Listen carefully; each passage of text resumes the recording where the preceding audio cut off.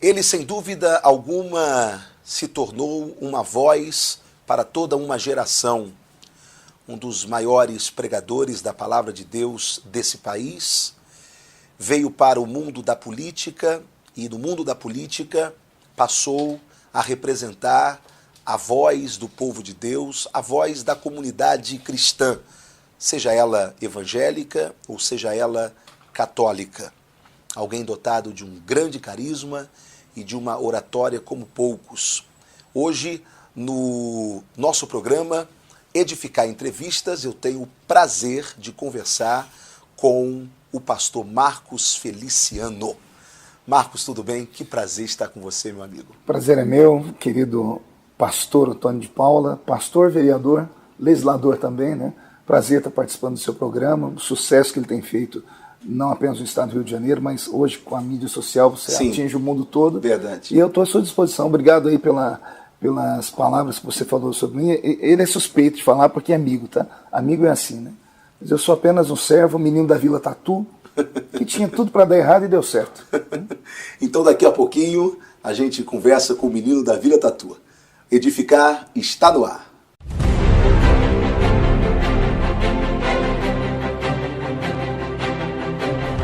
Programa Edificar, com Otônio de Paula Júnior. Olá, campeão! Olá, campeã! Eu sou o pastor e vereador na cidade do Rio de Janeiro, Otônio de Paula Júnior. E quero convidar você a estar comigo aqui na Band de segunda a sexta-feira, das 7 às 7h30 da manhã, com o nosso programa Edificar. Deus tem uma palavra tremenda para a sua vida. Então, de segunda a sexta-feira, Edificar está no ar comigo, pastor e vereador Otônio de Paula Júnior.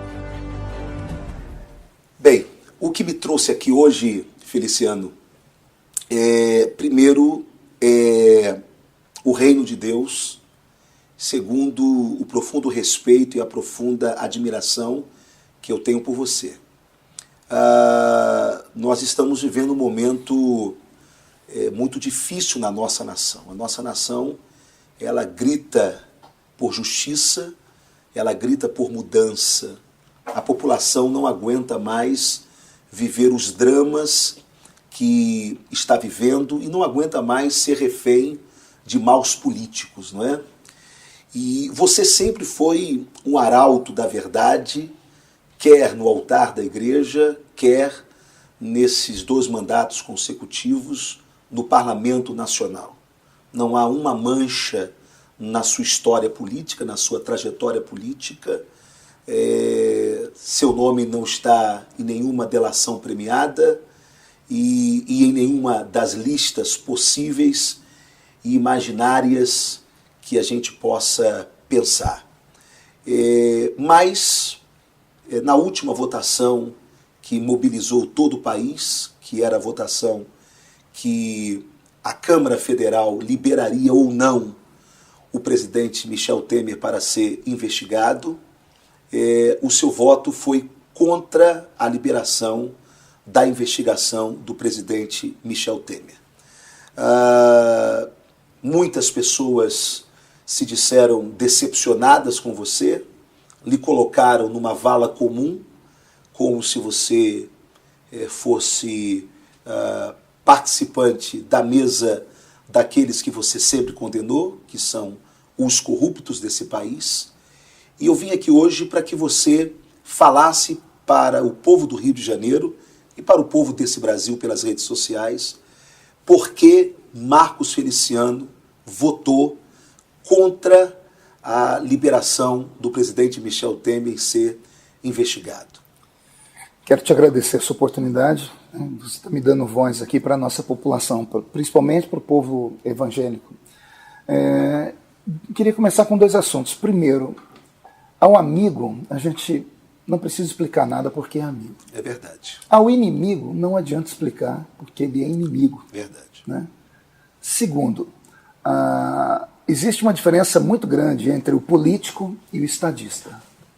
O político é aquele cidadão que sacrifica o futuro pelo momento. Seria o populista. É aquele que nesse momento ele quer ir com todos. mas ele, em nome do momento, ele sacrifica o futuro. O estadista é o contrário. É aquele que vê o futuro. Ao ver o futuro, ele sacrifica a sua popularidade nesse momento, porque as futuras gerações vão contar o que aconteceu. A igreja me conhece, você falou um pouquinho da minha biografia, eu não me vendi, nunca me vendi, já tive minha vida sacudida aqui pelo parlamento, pela imprensa, e não encontraram nenhuma nódoa no meu ministério ou na minha vida particular. Então eu pensei que eu teria liberdade para votar segundo a minha consciência. A minha consciência diz o seguinte, a minha consciência diz que o que está em jogo agora não é uma mera denúncia contra um presidente.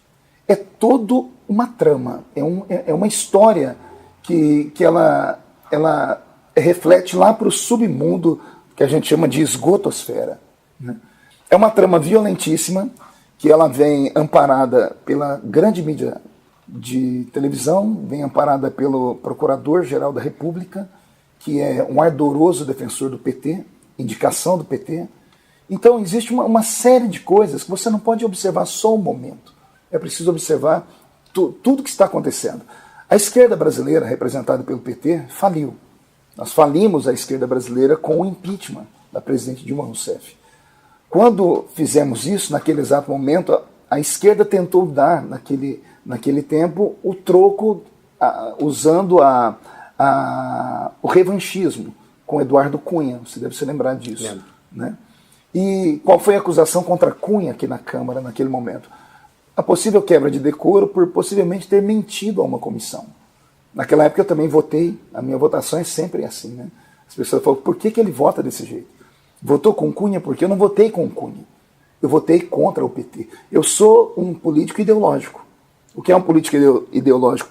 É aquele que ele tem uma bandeira. Minha bandeira é fixa, minha bandeira não é apenas a representar a população brasileira. A minha bandeira é representar o nosso segmento. E ninguém mais sofreu com a administração do PT do que a igreja evangélica. A lei do PSIL, nesses últimos 14 anos, fechou quantas igrejas? O PL 122, que nós barramos aqui, mas o Supremo Tribunal Federal fazendo um ativismo tremendo, hoje sofre todas as pessoas com inibição. Você não tem liberdade de expressão, você não tem liberdade de consciência, você não pode expressar o que você fala. O politicamente correto acabou conosco. Tudo isso uma herança petista. Agora eles saem do governo. Ao sair do governo, você acha que eles iam deixar isso barato? Não, eles vão derrubar tudo e a todos. Quem conhece um pouco de política como eu conheço hoje, como o senhor conhece também, o senhor sabe que quando você aparelha um Estado todo, você leva ele para onde você quer. O que aconteceu com a Venezuela? Era o que ia acontecer com o Brasil daqui a uns dias. Se aparelha todo o sistema, você usa um linguajar populista, você joga a população contra as instituições e você vai falindo instituição por instituição. As instituições mais sagradas que nós tínhamos no nosso país, instituição de segurança pública, a polícia.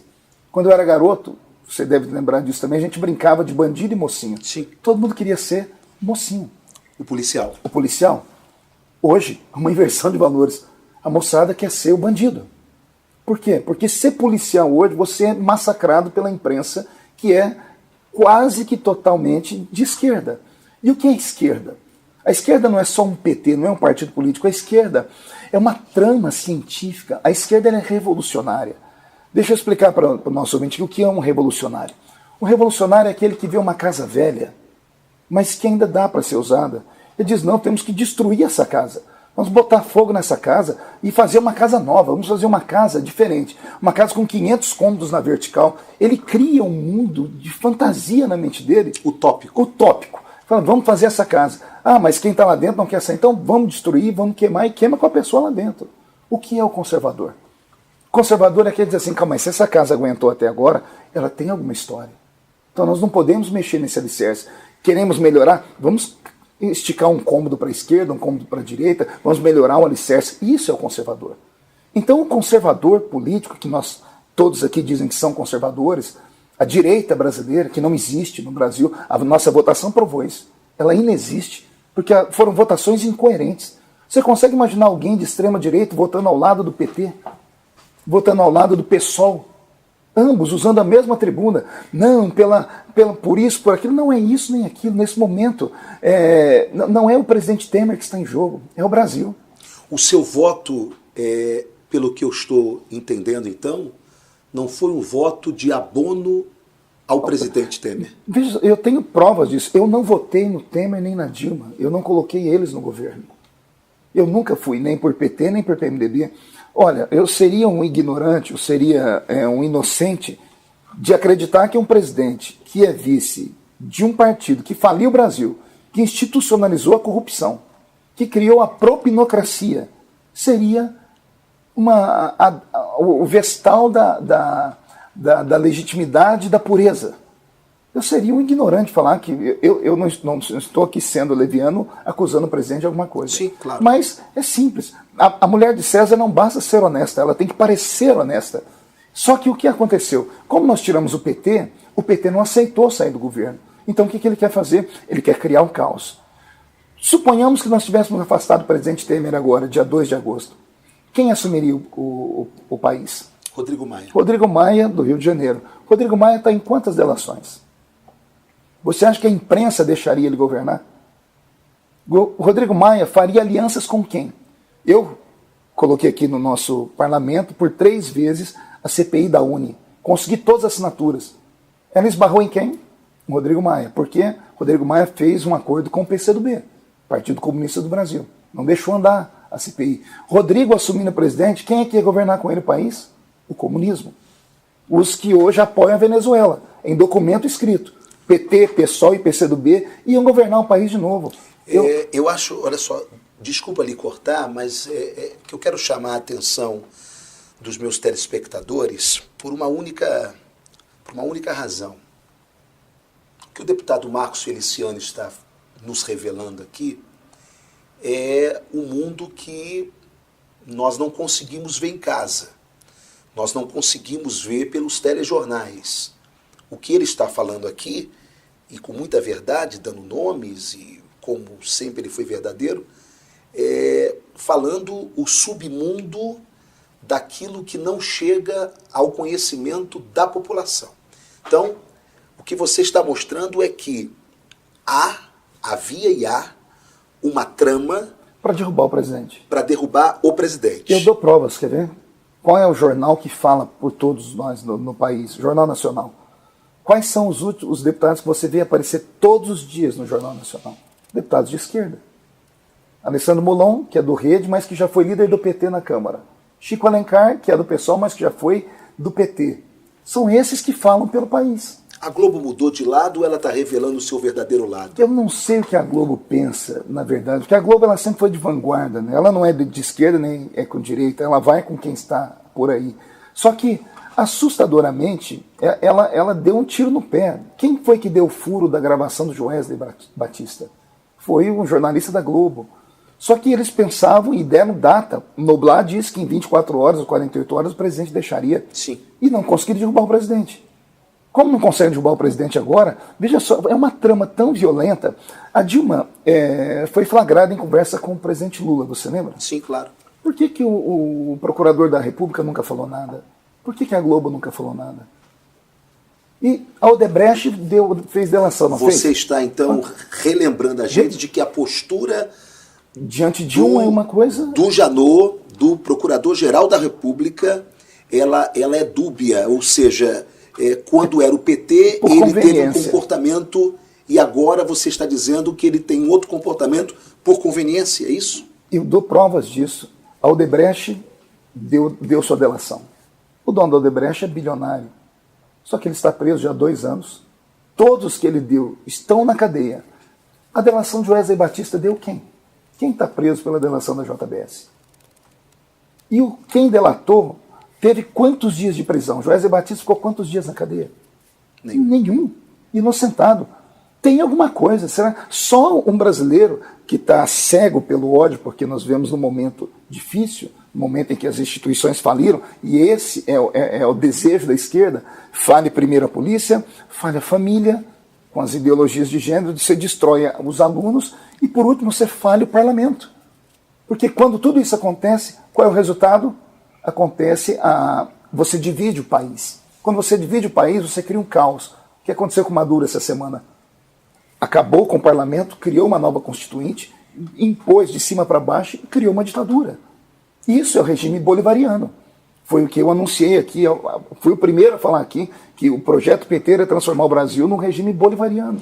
Então, Feliciano, para a gente colocar muito claro isso, muito claro, o seu voto não foi um voto para inocentar o presidente. Não, e vou até explicar o porquê. Uma mentira deflagrada pela mídia. Nós não arquivamos a denúncia contra o presidente. Sim. Não foi arquivada. Ela foi prorrogada para o dia 1º de janeiro de 2019.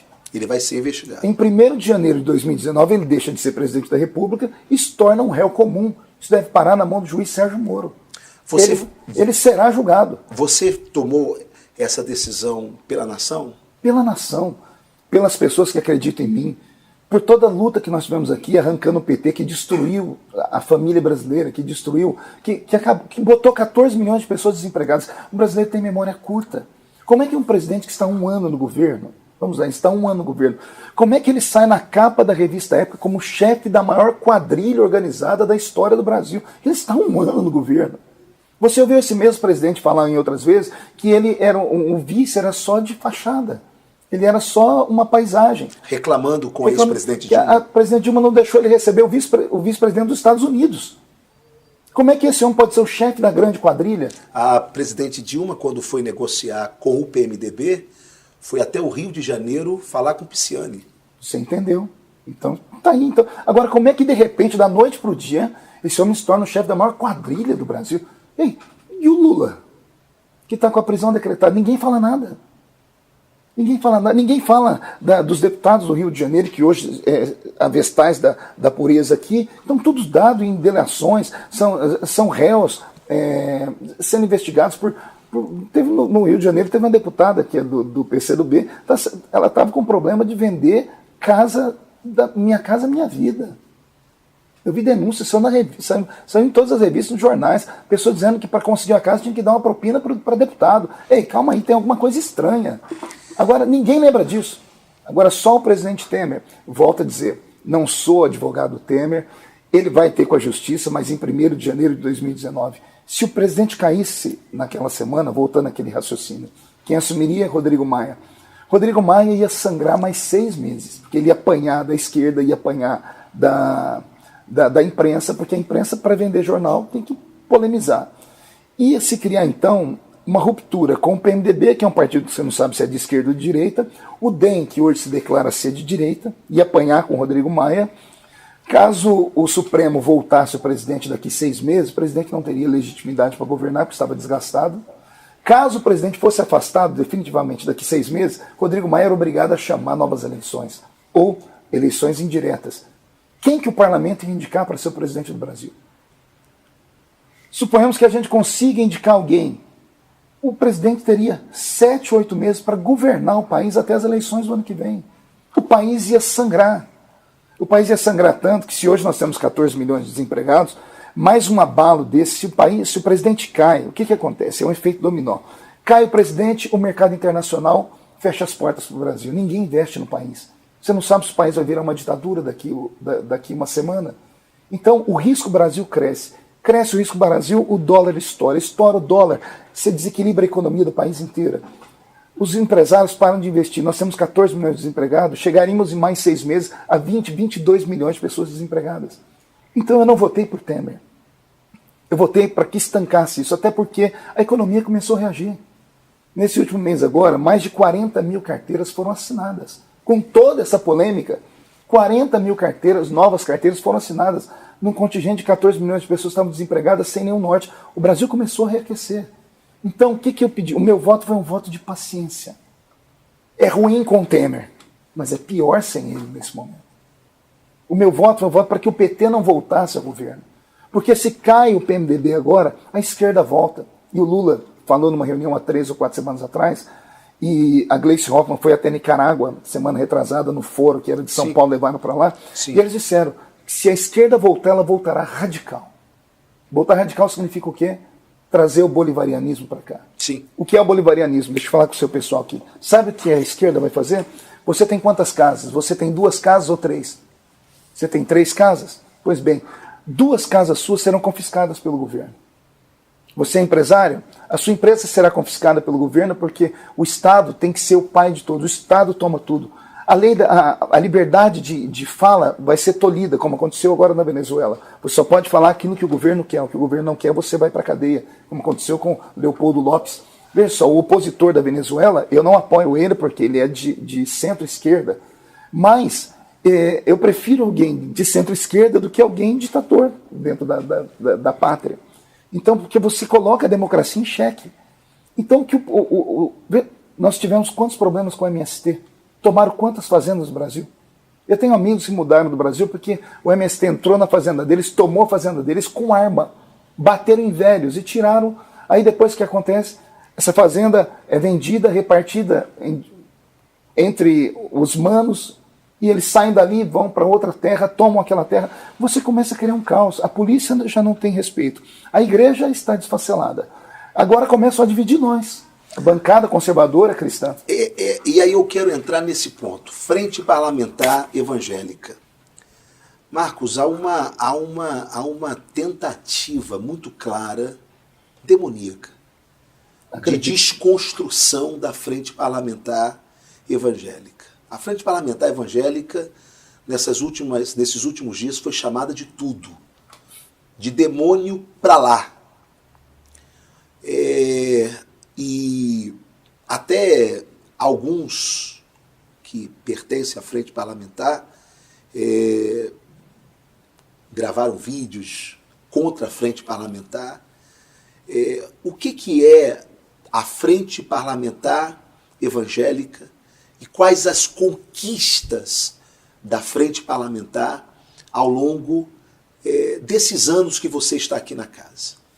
A Frente Parlamentar Evangélica, Ottoni, ela é o último fronte. É o reduto dos últimos soldados. São os últimos soldados que estão na trincheira. A frente não é uma bancada. As pessoas erram. Bancada é fechada. O partido tem uma bancada. A frente não, porque a frente é composta de deputados de vários partidos. Então, os deputados convergem quando há um pensamento único, quando uma pauta é uma pauta toda nossa. Fora isso, os deputados têm liberdade para votar como querem. Quando você vê alguém falar da bancada evangélica, você vê que a pessoa faz na má fé.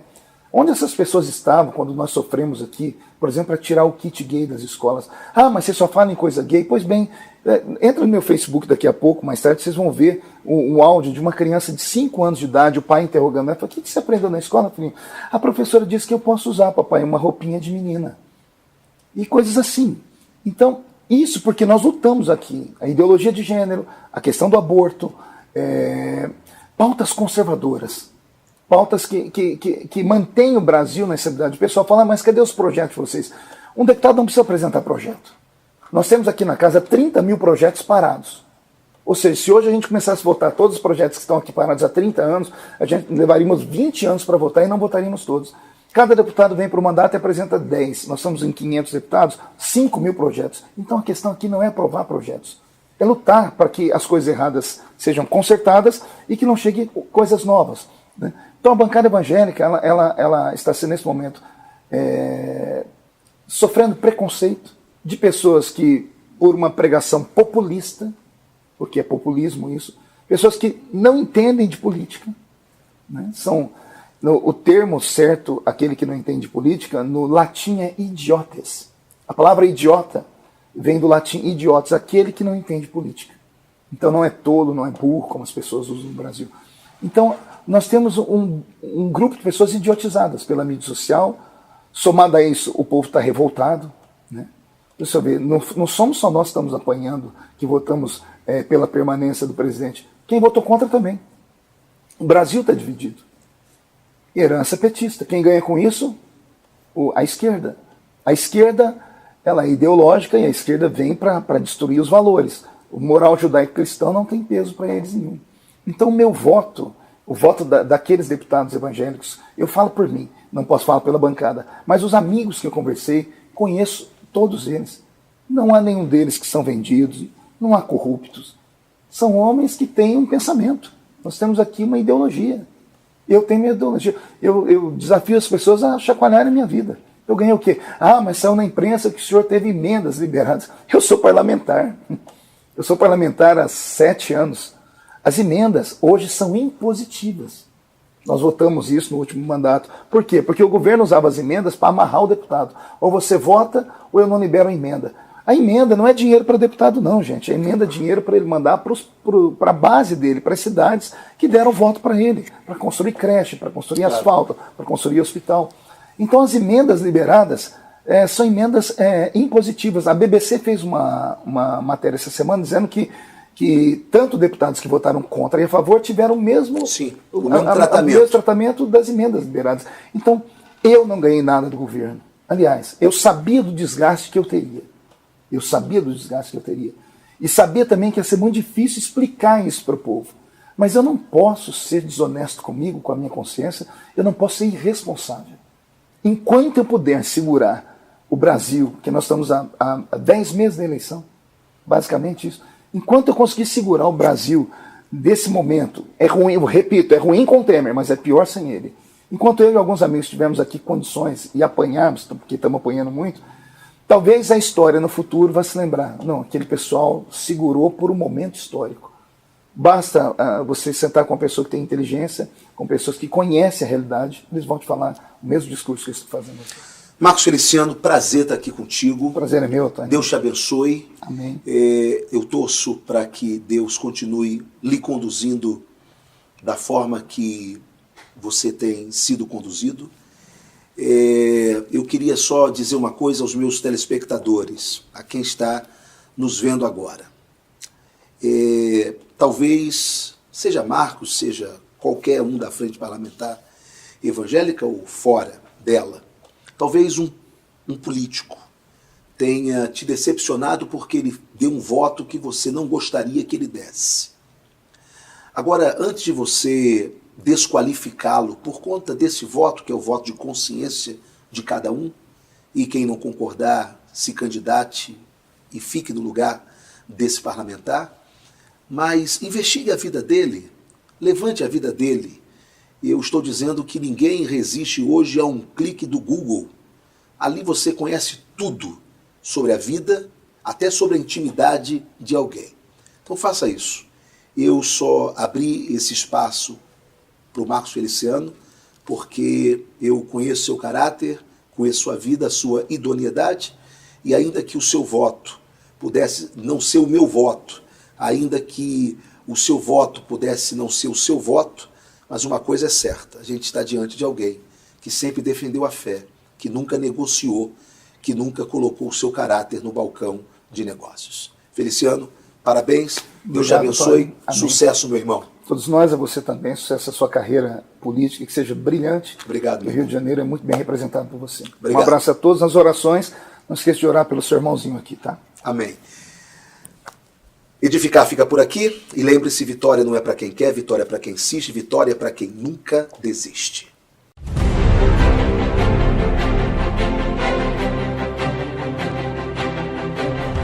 Programa Edificar com Otônio de Paula Júnior.